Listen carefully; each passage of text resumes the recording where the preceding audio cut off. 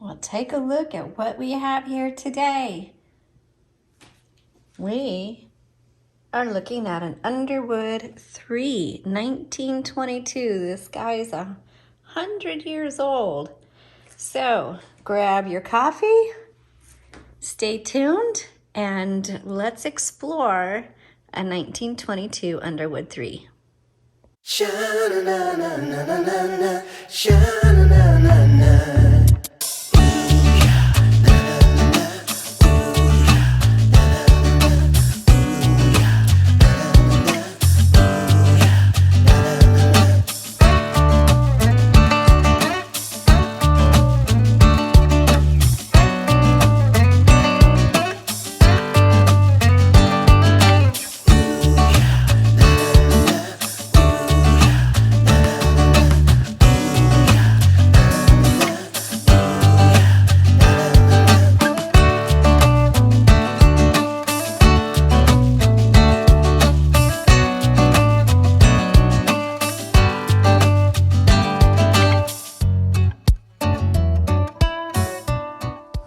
Okay, so we're looking at a 1922 Underwood 3 today. This is the one with the smallest carriage. This is a 12-inch carriage. It's actually a 10-inch roller on it. And so this is the tutorial. There is a proper demonstration video that shows, for those of you interested in purchasing it, shows you how it types.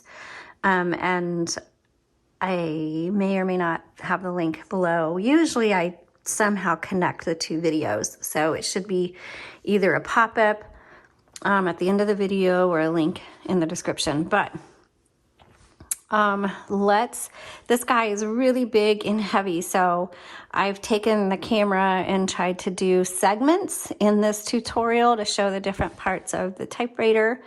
First of all, the serial number is right here on the right side, stamped on a metal piece under here, just to the right of the spool.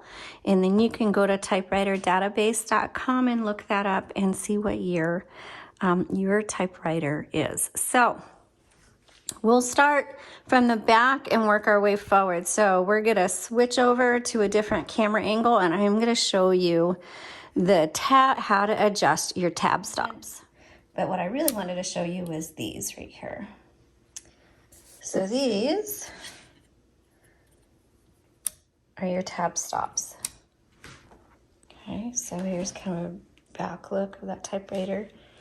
And then you can move your tab stops and put them where you want them. And so this has 3. So that's what I was really wanting to show you is the tab stops. Okay. Okay, so now that you know how to do your tab stops, this is your back plate and it's where you're gonna feed your paper. So you take your paper and you just set it there and turn the handle. And that paper, there's no metal bar to come across to hold it down, but what it has is these 2 arms, which you can adjust. And they're attached to this metal bar here. And so you can put those arms where you want them. Well, as far, let's see, I got this a little too far in.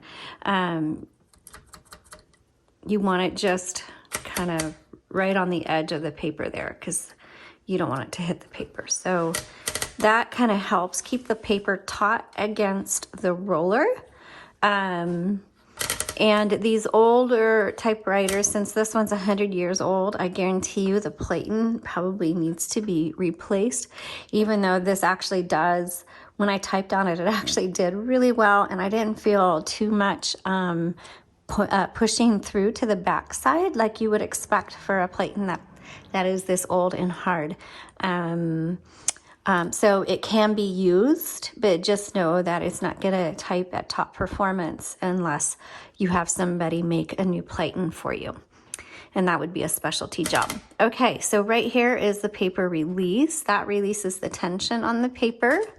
Your carriage release is this lever right here.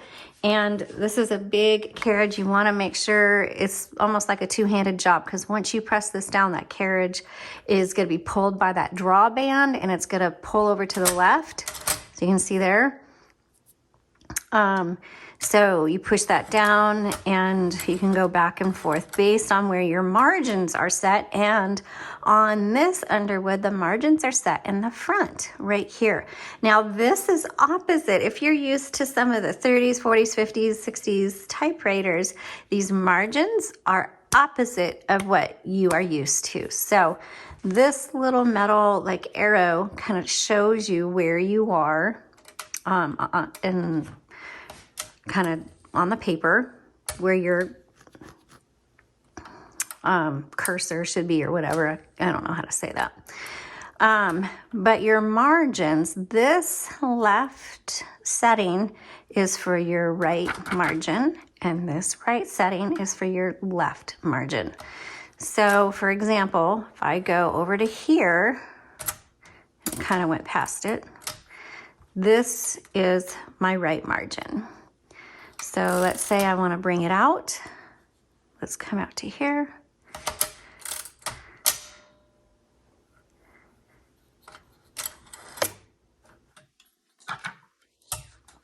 And I need to put this out. There we go. So now it's going to stop. And you'll see where it is right here. Same with this side. When I hit the return handle, it's going to stop here, which happens to be here.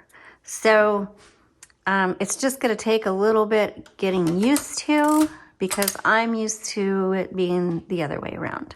So right now, this is where our margins are set. You can see how wide it is. And you can also see that this left margin goes a little bit further past where I have it actually set. So you probably will want to adjust for that. There. So I've adjusted for it. It's about 4 spaces off. Okay, so that is, and that's just mine. Yours may or may not do that. Just keep that in mind. Okay, while we're up here, let's take a look at the segment I did on the ribbon and how to install it. So let's go ahead and take a look at that. Okay, I was gonna have to get down in here to show you the ribbon part, because it just isn't gonna work well in the stand. So here's your spool. Sorry, it's not focusing. Focus. This takes a 2-inch spool, but make sure it's kind of smaller on the 2-inch side. Some of them are just a little bit different than others. You will see, whoops, right here. Is it gonna focus? Focus. Oh no, that's gonna focus. But there's a lever. What that does is that does this little guy right here. And when you're loading and unloading, it helps it just makes it a little bit easier. So then you can take this out and it just pops out. Okay. Pop it back in, and it's the same for the other side. You kind of have to go underneath this metal bar here. Pop it back in. Make sure it's threaded in this guide wire, and then come back over here. Move that back out, and then you can use this to straighten everything out. Because my ribbon, there you go, did you see it on the top there? My ribbon kind of had a lot of excess in it, and so now that straightens it out. Also, let's see if I can get that to focus. I'm so close here. To change directions on your ribbon, you pull it out. Did you hear it click? So what I did is I pulled it out. It still turns in the same direction, the handle does, but these guys up here will turn a different direction. And so then to reverse, I push it in, and it goes the other direction. But like I said, this little turn thing always goes this way, but when you pull it out or push it in, it reverses the direction up here. So when you do your ribbon, make sure it goes through this guide wire. This one, so go to focus, there we go. You can kind of see how it's threaded through there. And same with this side. Guide wire here, and there's a little lever. That'll help you load and unload it a little bit easier, but once you've got it loaded, push it back. And that is how you do your ribbon. Make sure black on top, red on bottom, and you'll see that the ribbon comes up and around this way, okay? Not this way, but this way. And I hope that, and I know it's kind of bumpy and stuff, but it's hard to get a view of what this looks like up close. So I'm doing my best to show you how to do that. There's that guide wire again right here. This kind of ball thing, I don't know what they're called, helps thread the ribbon around this way. And let me do this again. Here's that little lever. Let me come under here. Oops, it's not staying. So Rob likes to pull it in this direction if he's going to be taking this in or out. Kind of just helps threading a little bit easier, but then you put it back. All right, let's continue. Okay, continuing on with the typewriter, let me lift it up so you can take a look at it a little bit better. I recommend going to the product listing link that I have in the description below because it'll have up close photos of this. But on this, I love it. It's got the original decals and it's gold and teal. It's a beautiful color. So it's got the two-tone colors. It's really delicate, really beautiful. You can see that. Right here on the right side is your color selector. This side is black, this side is red. This is supposed to be the margin release. In this particular typewriter, it doesn't work perfectly, but let's try it. Oh, by the way, I forgot to mention, up here is your line selector. You'll see 1, 2, and 3. So when you hit that return handle, it'll go 2 lines, 3 lines, there's the 1 line, okay? So let's go till it stops, okay? And let's see if it'll release. So my margin release on this one isn't working, but that's what that is supposed to be, I believe. It actually worked for me yesterday, but not today. Okay, so down here is your tabulator on the right side. So remember, we set the tabs on the back, and if you press that, there it goes. It should stop there on the tabs for you. On the left side, you have your backspace. Okay. Then you're going to see all your keys. Now, on this particular one, your keys will probably look different.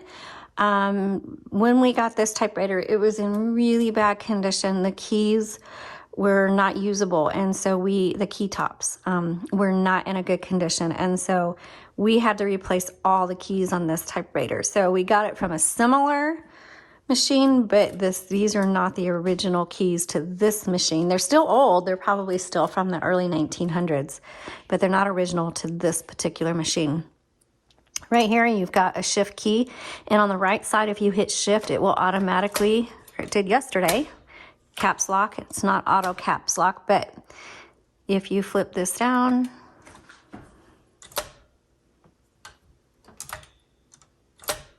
there we go.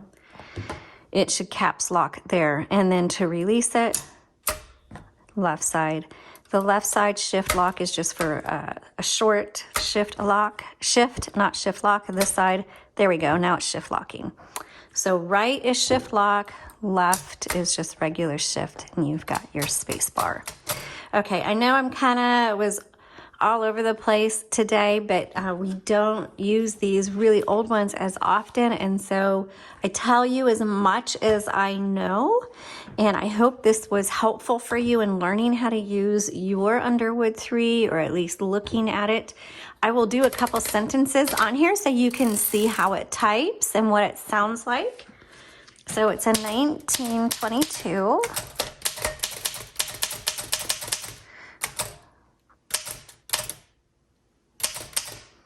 So, and I want to do black.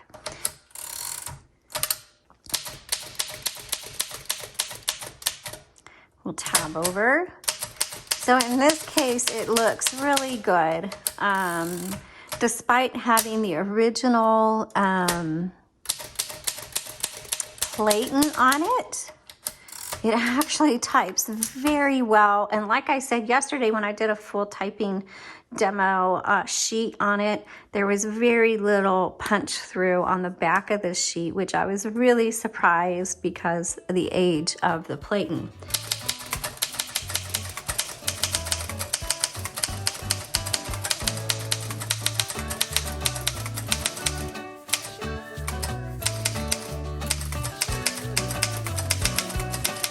Give us a thumbs up, please follow, get the notifications. I hope you found this tutorial helpful, and hope you have a great day and happy typing.